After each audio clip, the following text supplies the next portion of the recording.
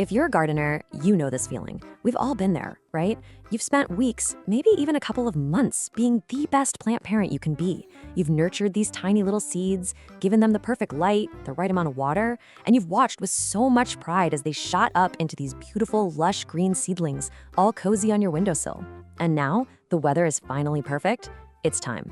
Time for them to move into the big, wide world of your garden. So you carefully take your tray of perfect little plants, you put them in the soil, and you go to bed just dreaming of all the tomatoes and peppers you're gonna have. But the next morning, you wake up to an absolute horror show. Your beautiful, vibrant green seedlings, they're now white, crispy, and just lying flat on the ground. It is a true gardener's nightmare. So what on earth just happened? Well, the answer is actually pretty simple. And it's something almost every new gardener learns the hard way. You skipped the single most important week in a seedling's life, a process called hardening off. Okay, let's really dive into why this is such a disaster. You have to think of your indoor seedlings as being, well, soft. Here's a great way to think about it. Imagine a person who spent the last 6 months just sitting on a couch in a perfectly climate-controlled room. Now, what if you suddenly dropped them in the middle of a desert? They'd be in serious, serious trouble. And that is basically what you just did to your plants. And the shock of that transition is just huge. I mean, think about it. Indoors, your seedlings have it made. A stable 70 degrees, no wind, gentle filtered light. It's a spa. But the second they go outdoors, bam, they're hit with crazy temperature swings, powerful winds, and the most dangerous thing of all, direct, unfiltered UV rays from the sun. Let's talk about that #1 killer, the sun. You see, the window glass on your sill or even the grow lights you're using, they either filter out or just don't produce harsh UV radiation. So when you take a soft plant and shove it into direct sunlight, it gets something called Sunscald.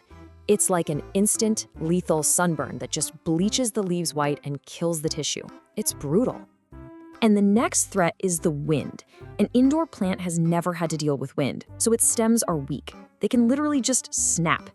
But the wind has a second, much sneakier attack. It yanks moisture right out of the leaves, causing this severe dehydration, because the young roots just can't pump water fast enough to keep up. It's a double whammy. And finally, you've got the shock of temperature swings. Your house is a nice, steady 70 degrees.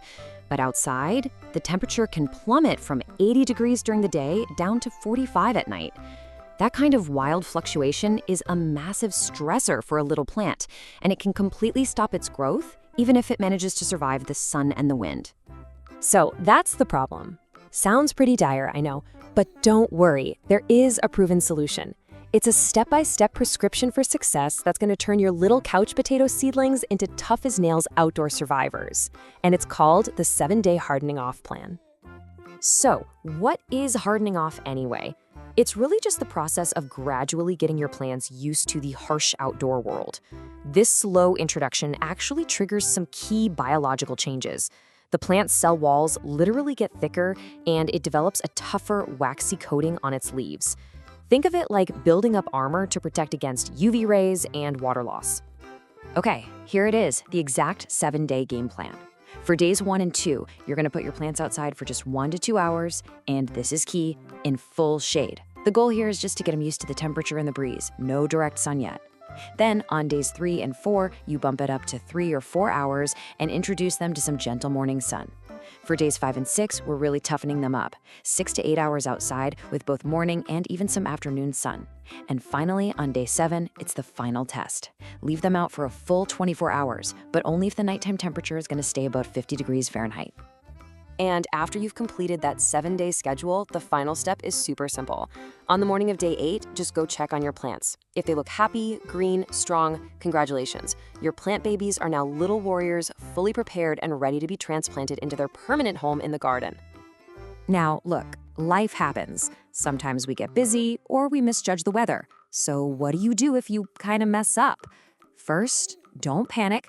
Let's go over a quick little plant first aid kit to fix the most common problems. First up, you go outside and you notice some ugly white or silver patches have shown up on the leaves. What does that mean? Yep, that's classic Sunscald, a sunburn. The fix is immediate. Get that plant back into full shade right away. Now, those specific leaves won't heal, but if you give the plant a few days to recover in the shade, the rest of it can absolutely survive. Okay, next scenario. Your plant was standing up tall and proud, and now, all of a sudden, it's completely wilting and drooping over the side of its pot. What's going on? This is a cry for help. It's dehydrated, most likely from too much wind. The fix is simple, and it has two parts. Water it immediately and thoroughly, and then find a way to give it a temporary wind block so it can catch its breath. And for our last troubleshooting case, you notice the leaves are taking on this weird purplish color, and the plant just doesn't seem to be growing anymore. It's stalled out. That purple color is a classic sign of cold stress. The plant is basically telling you, hey, it's way too cold out here for me to function. The only fix is a rescue mission. Bring it back inside to that cozy, stable environment until the outdoor temps warm up for good. Now, if the idea of carrying trays in and out every single day sounds like way too much work, I get it. And there's a fantastic pro tip you can use. We'll call it the cloudy day cheat. Just look at the forecast for a stretch of 3 to 4 overcast, cloudy, maybe even rainy days. Cloud cover acts as a perfect natural UV filter, gently hardening off the plants for you without all that heavy lifting. So after all this, why does it matter so much? Because this whole process, it's really about transformation. It's about how you take something fragile and totally vulnerable and turn it into something strong and productive. It is the bridge from seedling to warrior. And the payoff for this is, well, it's everything. Yeah, it can feel a little tedious, but investing this 1 week of patience and effort, that is often the fundamental difference between a garden bursting with food and a heartbreaking patch of dead plants. This quote just sums it up perfectly. You have to give your plants a chance to adapt, to get strong. It's a small act of patience now that pays off all season long. Let your plant babies toughen up.